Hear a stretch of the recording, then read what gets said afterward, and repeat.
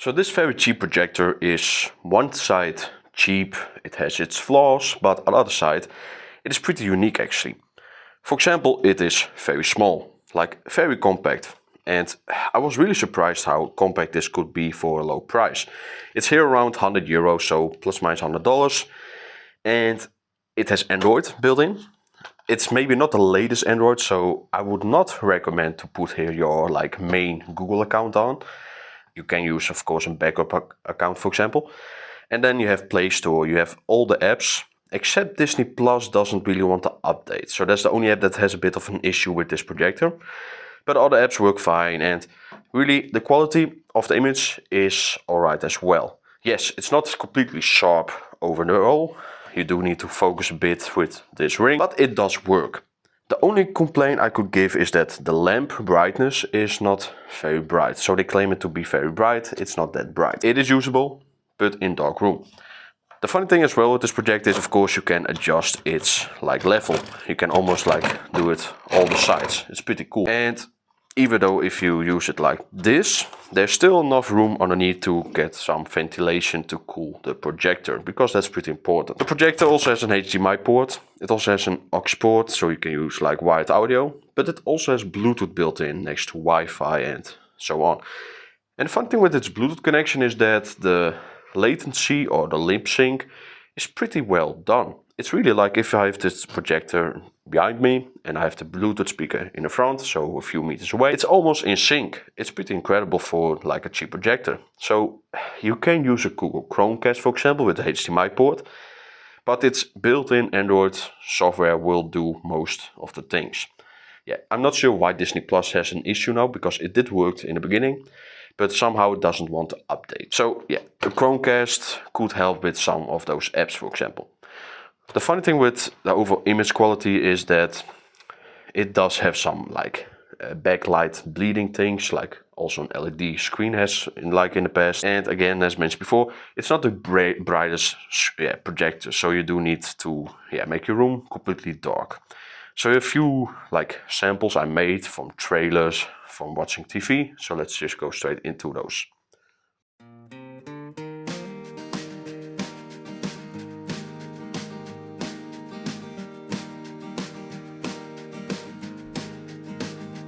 Well, you grew up in this town, but you don't call it home.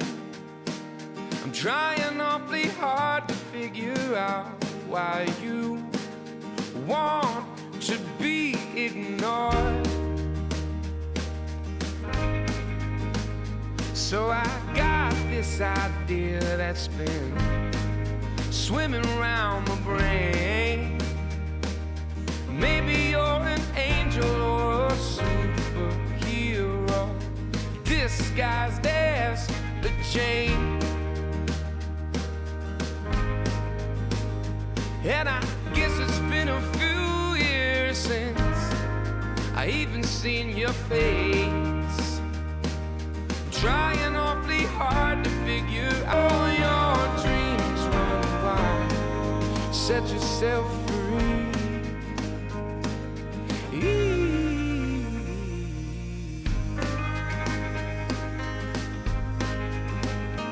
And it's 10 years gone.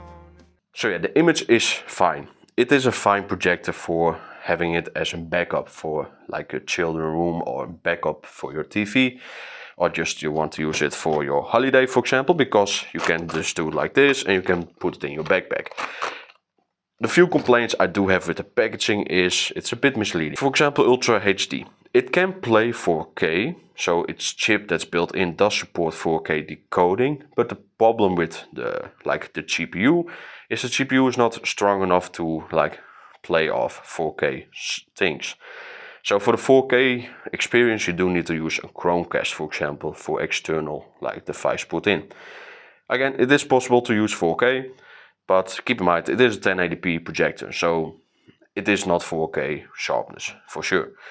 Something else that it also has claimed on the box is high dynamic range, so HDR.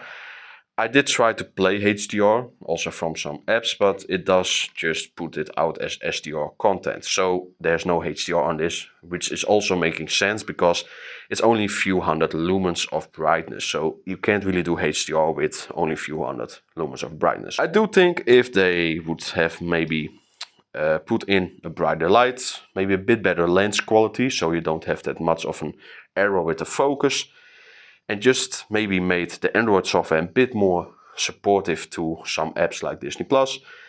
I do think if they could do it for like 200 euros, it would be a fine projector.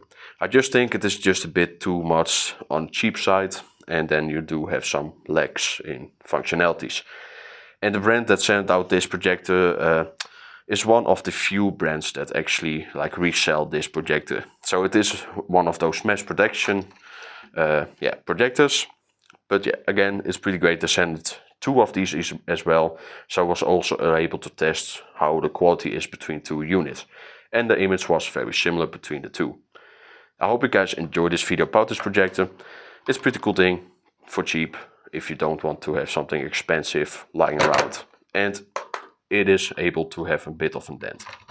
Thank you.